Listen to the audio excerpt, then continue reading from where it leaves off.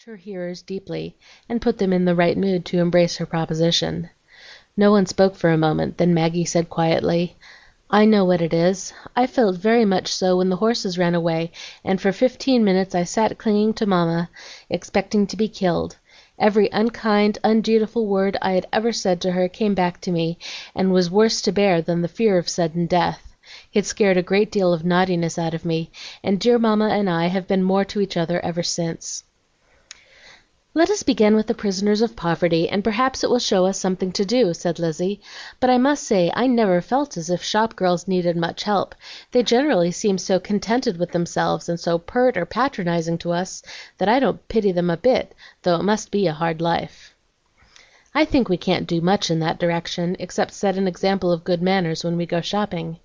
I want to propose that we each choose some small charity for this winter, and do it faithfully. That will teach us how to do more by and by, and we can help one another with our experiences, perhaps, or amuse with our failures. What do you say?" asked Anna, surveying her 5 friends with a persuasive smile. "What could we do? People will call us goody-goody. I haven't the least idea how to go to work. Don't believe Mamma will let me.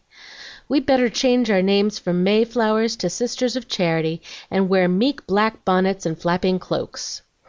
Anna received these replies with great composure, and waited for the meeting to come to order, well knowing that the girls would have their fun and outcry first, and then set to work in good earnest. "I think it's a lovely idea, and I'll carry out my plan, but I won't tell you what it is yet. You'd all shout and say I couldn't do it, but if you were trying also, that would keep me up to the mark," said Lizzie, with a decided snap of her scissors as she trimmed the edges of a plush case for her beloved music. "Suppose we all keep our attempt secret, and not let our right hand know what the left hand does? It's such fun to mystify people, and then no one can laugh at us. If we fail, we can say nothing. If we succeed, we can tell of it and get our reward. I'd like that way, and we'll look round at once for some especially horrid, boot-black, ungrateful old woman or ugly child, and devote myself to him, her, or it with the patience of a saint," cried Maggie, caught by the idea of doing good in secret and being found out by accident. The other girls agreed after some discussion, and then Anna took the floor again. "I propose that we each work in our own way till next May. Then, at our last meeting, report what we have done truly and honestly, and plan something better for next year. Is it a vote?" It evidently was a unanimous vote, for 5 gold thimbles went up, and 5 blooming faces smiled, as the 5 girlish voices cried, "Aye!" "Very well. Now let us decide what to read, and begin at once. I think The Prisoner's a good book, and we doubtless shall get some hints from it." So they began, and for an hour one pleasant voice after the other read aloud those sad, true stories of working women and their hard lives, showing these gay young creatures what their pretty clothes cost the real makers of them, and how much injustice, suffering, and wasted strength went into them. It was very sober reading, but most absorbing, for the crochet needles went slower and slower, the lace work lay idle, and a great tear shone like a drop of dew on the apple blossoms as Ella listened to Rose's story. They skipped the statistics and dipped here and there as each took her turn, but when the 2 hours were over and it was time for the club to adjourn, all the members were deeply interested in that pathetic book, and more in earnest than before, for this glimpse into other lives showed them how much help was needed, and made them anxious to lend a hand.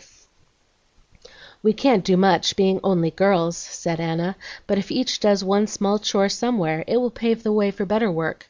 So we will all try at least, though it seems like so many ants trying to move a mountain." "Well, ants build nests higher than a man's head in Africa.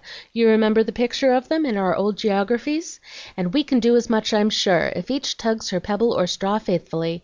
I shall shoulder mine tomorrow, if Mamma is willing," answered Lizzie, shutting up her work bag as if she had got her resolution inside and was afraid it might evaporate before she got home.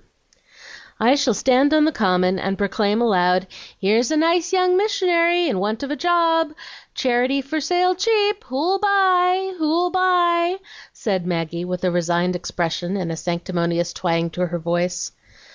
"I shall wait and see what comes to me, since I don't know what I'm fit for," and Marion gazed out the window as if expecting to see some interesting pauper waiting for her to appear.